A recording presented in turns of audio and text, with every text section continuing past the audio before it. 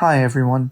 In the latest episode of Better Call Saul, we see Francesca feeling frustrated as Saul has many clients waiting to see him, but he seems to be distracted. We then see Saul open an envelope containing divorce papers from Kim. Finally, Saul tells Francesca to send her in. We then see Kim for the first time in the black and white Gene timeline. Kim is now living a very ordinary life with her boyfriend Glenn and works for a sprinkler company. At work, she is told there is a call for her from a Victor St. Clair. She obviously knows that this is Jimmy, as Victor and St. Clair are names they previously used when they used to commit their bar scams. She answers, and Jimmy tells her he just wants to catch up after not speaking for 6 years and wants her to know he is still alive. He then brags about how he is still getting away with it and mocks the authorities for not being able to catch him. Kim tells Jimmy that he shouldn't have called, and she seems passive and disengaged throughout the call.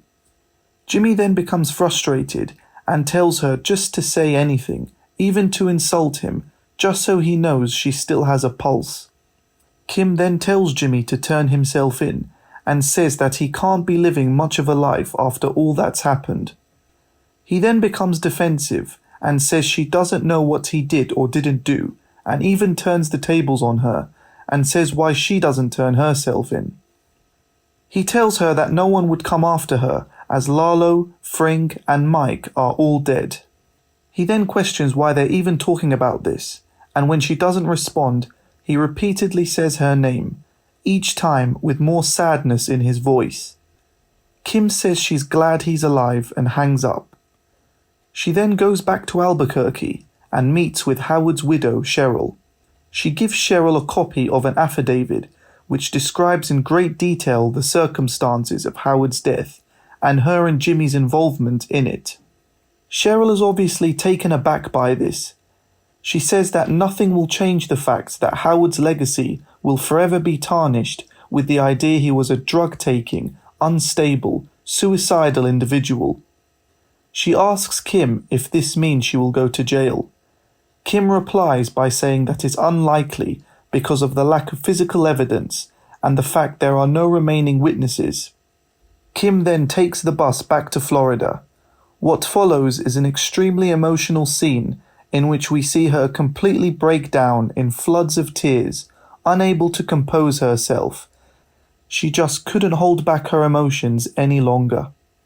We then pick up from where we left off in the last episode, with Gene in the cancer victim's apartment. Having now photographed his financial information, Gene has a great opportunity to leave as he sees that Jeff is waiting to pick him up and the victim is still out cold. Something in Gene stops him from doing this, and he goes back upstairs, pours himself a drink, and looks at some of the luxurious watches which the victim has, and proceeds to steal one. The man has now woken up, and Gene thinks quickly by grabbing an urn which contains his dog's ashes. Just as Gene is about to strike the man, he falls back into an unconscious state. Jeff is still waiting for Gene, and becomes anxious when a police car pulls up behind him. He panics and drives straight into another car, which leads the police to arresting him. Gene is then able to escape while the police are preoccupied with Jeff. We are then back in the Saul timeline, where Kim and Jimmy are signing their divorce papers. We learn that Kim did not take her share of the sandpiper money, and Jimmy tells her she will regret it. He tells her to have a nice life, and before she is even out of the building, he tells Francesca to bring in his next client, and that it's time to make some money. Kim smokes a cigarette outside Saul's office and encounters Jesse, who recognizes her, as she previously represented his friend Combo. He asks her if Saul is the real deal and if he's any good, to which Kim replies by saying when she knew him, he was. We then return to the Gene timeline, where Jeff makes a call to Gene from the police station, referring to him as Dad, in order not to arouse suspicion if anyone is listening in to the call. After Gene left, the cancer victim came out of his house, shouting that he had been robbed. The police believe that Jeff had something to do with it, as he was at the scene. Jean reassures Jeff that he will be fine as the police have no evidence of him having stolen anything. Jean tells him that he will get Marion to pay his bail money. He then calls Marion and explains the situation to her. She becomes worried that Jeff might be going back to his old ways, like when he was in Albuquerque. Marion panics and tells Jean how she used to spend so much money on long-distance calls to find a bondsman to pay his bail, and that she is still paying some of that money on her credit card. Jean tells her that unlike Albuquerque, in Omaha there is no need for a bondsman, and she can just go in and pay a straight cash bail. She is slightly bemused at how Jean knows a lot about Albuquerque law, despite him saying he had never been there. He tells her he will come and pick her up and they will go and sort it out. He arrives and knocks on Marion's door, but there is no response. He then notices that the back door is open and goes in through there and startles Marion, who is wearing headphones. Jean overhears what she is listening to and comes to the realization that she is watching one of his old commercials and now realizes she knows his true identity. He initially tries to reassure Marion that it's not him in the video, but she is certain after seeing the images and videos of him after typing con man and Albuquerque into a search engine.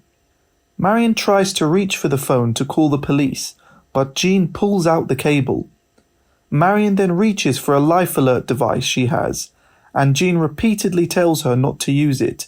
He goes as far as grabbing hold of it to stop her from alerting anyone. Marion tells Jean that she trusted him. Jean is affected by her saying this and pauses for a few seconds, while also letting go of Marion's life alert device. This allows Marion to push the button and get through to a life alert agent, telling her that a wanted man that goes by the name of Saul Goodman is threatening her in her kitchen. The agent tells Marion the police are being contacted. The episode ends with Jean making a run for it. We see that, like Jimmy, Kim is now living a life in which she is a shadow of her former self. Her life isn't all bad, but it's clear she is no longer the self-assured and confident woman we all know and admire. We see that she struggles to make even basic decisions, such as letting her boyfriend decide whether she should use Miracle Whip as a substitute for mayonnaise, or when she can't decide between vanilla or strawberry ice cream for her colleague's birthday.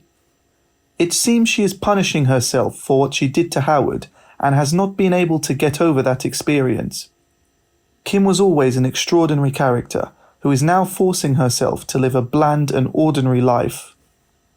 She just can't live a lie any longer and admits everything to Cheryl. It was more important for Kim to just have everything out in the open, even though she could be putting her livelihood at risk. She could no longer continue to live a colourless, bland life while being haunted by the events of Howard's death. She probably feels that she has punished herself long enough.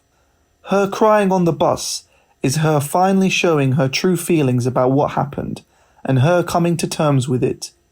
With everything out in the open, hopefully Kim can once again live a more meaningful life, although the impact that hiding this secret for so many years has had on her mental state will likely mean she will never reach the height she did when she was a lawyer.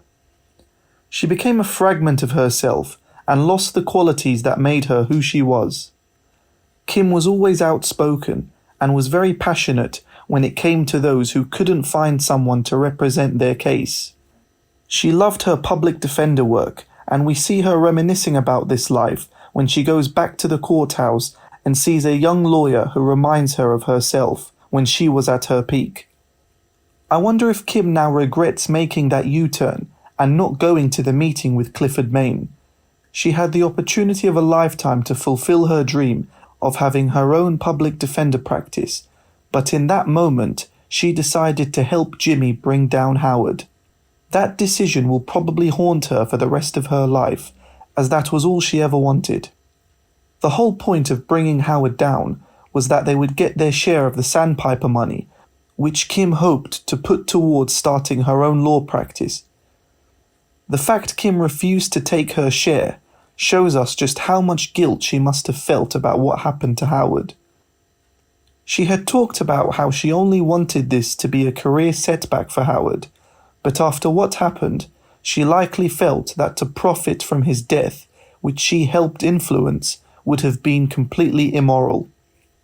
Even though 6 years have passed since the event of Howard's death, I think we can assume that not a day goes by that she doesn't think about it. I'm fairly confident that Jimmy would not even spend a second of his day thinking about what happened to Howard. Remember when Jimmy greatly struggled after what he witnessed when he was in the desert with Mike? The way things went for him, being involved with high-level criminals and being put in harm's way became part of Jimmy's life. At this point, Jimmy has been involved in many high-risk situations, such as when Jesse almost killed him. Events like these have become normal for Jimmy, whereas for Kim, just the event of Howard's death alone has single-handedly derailed her ambitions and greatly limited her life. It's obvious that Kim being with Jimmy brought out the worst in her, but for Jimmy, being away from her brought out the worst in him, and he is now reaching new lows after their conversation. Saul at his best would have never taken the risks that Jean is taking. Jean going back upstairs when he had a great chance to escape shows us he is starting to no longer care about the idea of being caught. I would have never imagined that Jimmy could have evolved into what he is now. From being someone who specialized in elder law, to now being someone who is willing to knock somebody out with an urn of their own dog's ashes. Someone who was threatening Marion if she tried to alert the authorities. It's come full circle, and Jimmy is now just as bad, if not worse, than the clients he represented. Marion saying she trusted him seemed to have caused Jimmy to reflect on what he was doing and realize the fact he was trying to cause harm to an innocent elderly lady, which is so far removed from who Jimmy is deep down. It's clear that somewhere beneath the front he is putting on is a man who is emotionally scarred from what happened with Kim and all that followed. We also notice this when he argues with Kim about turning herself in. He suddenly seems to feel upset and is obviously sad that she is not really responding to what he is saying. Him saying her name each time with more sadness in his voice makes it clear that deep down he does have regret and that he still clearly has feelings for her. He tried to play it cool when signing the divorce papers and didn't want Kim to even have the slightest inkling that he was at all impacted by them splitting up. But we know deep down he is very hurt and can't even bring himself to letting her into his office or even looking at the divorce papers until Francesca becomes frustrated. Kim making this decision is what led Jimmy to develop into the much more reckless Saul Goodman. The way Kim acted in the call with Jean by saying very little and seeming disengaged is what has led Jean to not care about his actions and become more willing to commit violent acts. Both times, Kim's rejection has made him become much more unhinged and extreme, so much so he has now turned into a violent criminal. It's not just Kim that led Jimmy down this rabbit hole of becoming the criminal he became. If Jimmy had got his dream of working in HHM, and Chuck would have accepted him and not gone out of his way to stop him working there, I believe Jimmy would have had a much better life and he wouldn't have reached the lows he's at now. Chuck calling Howard to tell him not to hire Jimmy when Chuck had a phobia of using electronic devices is something that affected Jimmy greatly and helped lead him down this path he's on now. Jimmy probably made a lot more money by living his Saul Goodman lifestyle than he would have if he worked at HHM, but deep down, all the money and luxury in the world would not replace having lost Kim and having a brother who went out of his way to make sure he didn't become a lawyer at his firm. I don't believe there is a way back for Jimmy now, and that he will likely be arrested. The title of the episode, Waterworks, is also a reference to the position in Monopoly, which is just before going to jail. When Jean watched the video on Marion's laptop, we saw the reflection of his commercial on his glasses in full color. This was one of the most powerful scenes of the series for me, and showed us that Jimmy will never be able to escape his past. He did too good a job at promoting himself as Saul that it was never going to be easy for him to escape from this part of his life. I bet he now regrets teaching Marion how to access YouTube and view videos, as this could now very well be what finishes him off. With only one episode left, it's still almost impossible to accurately predict what Jimmy's fate could be. It's hard not to see him either being arrested or even killed, although I think finally being caught is more likely. Next week will definitely be an emotional episode, and could be the last we see from the Breaking Bad universe. See you all next week for another reaction. Please like, comment, and subscribe. Thanks for watching. Goodbye.